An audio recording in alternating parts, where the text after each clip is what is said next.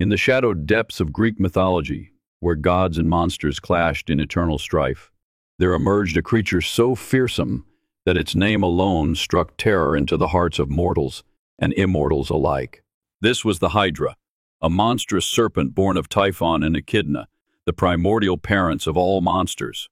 Its lair was the murky, fetid swamp of Lerna, a place shrouded in perpetual gloom, where the air was thick with the stench of decay. Here, the Hydra reigned supreme, a colossal beast with the body of a dragon and a writhing mass of heads that numbered between 3 and 9, depending on the tales told by trembling storytellers. The Hydra's origins were as dark as its lair. Typhon, the deadliest of all giants, and Echidna, the mother of monsters, had birthed this abomination to challenge the very order of the cosmos. From its first breath, the Hydra was a creature of unparalleled malevolence, its eyes gleaming with a cold, predatory intelligence.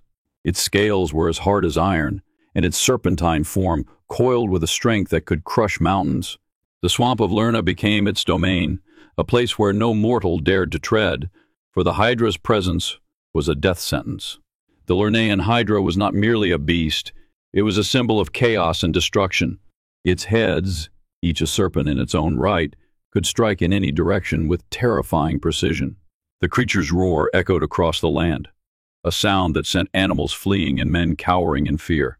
It was said that the Hydra's breath was so toxic that it could wither crops and poison rivers, leaving desolation in its wake.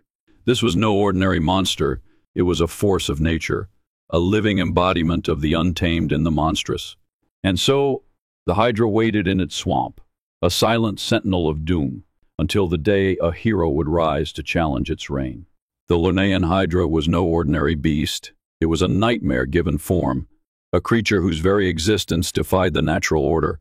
Its physical power was unmatched, a force of destruction that could level forests with a single swipe of its massive claws. Trees, ancient and towering, fell like twigs beneath its might, their roots torn from the earth as if they were mere weeds. The Hydra's jaws, lined with rows of razor-sharp teeth, could crush bone and rend flesh with terrifying ease. When it attacked, its speed was blinding, its movements a blur of scales and muscle that left no room for escape. Its multiple heads, each a serpentine horror, could strike in any direction, their attacks coordinated and relentless, as if guided by a single, malevolent will. But the Hydra's true terror lay in its venom, a poison so potent that a single breath could fell the mightiest warrior. Its toxic breath carried the stench of death, a miasma that withered life and left the land barren. Even its blood was a weapon, a searing, corrosive fluid that could burn through armor and flesh alike. Yet, the Hydra's most fearsome ability was its power of regeneration. If a head was severed, 2 would sprout in its place, each more vicious than the last. The more heads that were cut, the stronger the beast became, its rage growing with each wound. This made the Hydra nearly invincible, a creature that thrived on the very attempts to destroy it. The Hydra was not just a monster, it was a force of nature, a living embodiment of chaos and destruction. Its powers were a testament to its divine lineage, a reminder that it was born of Typhon and Echidna, the parents of all monsters. To face the Hydra was to face death itself, a battle that few could hope to survive. And yet there was one who dared to challenge this beast, a hero whose name would echo through the ages, Hercules. The Lernaean Hydra's reign of terror seemed unending, its monstrous form a symbol of despair for all who knew of its existence. But in the annals of Greek mythology, there was one hero whose name shone brighter than the rest, Hercules, the demigod son of Zeus. His strength was legendary, his courage unmatched, and his resolve unyielding. When the time came to face the Hydra, Hercules did not falter. Armed with his mighty club and clad in the impenetrable hide of the Nemean lion, he ventured into the swamp of Lerna, where the beast lay in wait. The battle began with a deafening roar, the Hydra's multiple heads hissing and snapping as they lunged at the hero. Hercules swung his club with all his might, severing one of the creature's heads in a single, powerful blow. But to his horror, 2 more sprouted in its place, each more vicious than the last. The Hydra's regenerative power was as fearsome as the tales had warned, and the beast grew stronger with every strike. Its claws raked the air, Its jaws snapped with deadly precision, and its venomous breath filled the swamp with a toxic fog. Hercules fought valiantly, but the Hydra's relentless assault began to wear him down. It was then that Hercules' nephew, Iolaus, arrived, his presence a beacon of hope in the midst of chaos. Together, they devised a plan to overcome the Hydra's seemingly invincible nature.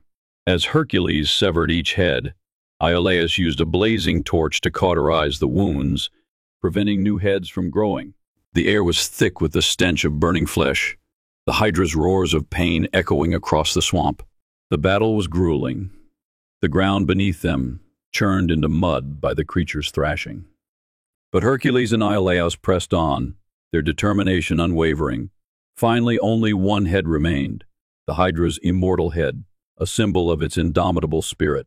With a mighty swing of his club, Hercules severed it from the beast's body, but the head, still alive and writhing, posed a new threat. Hercules, undeterred, buried it deep beneath a massive stone, ensuring it could never rise again. The Hydra's reign of terror was over, its monstrous form collapsing into the swamp from which it had emerged. Hercules emerged victorious, his body battered but his spirit unbroken. The defeat of the Lernaean Hydra was one of his greatest feats, a testament to his strength, ingenuity, and unyielding resolve. The swamp of Lerna, once a place of dread, was now a symbol of triumph. And though the Hydra was gone, its legend lived on, a reminder of the hero who had faced the impossible and emerged victorious. Hercules' name would echo through the ages, a beacon of hope and courage for all who dared to dream of greatness.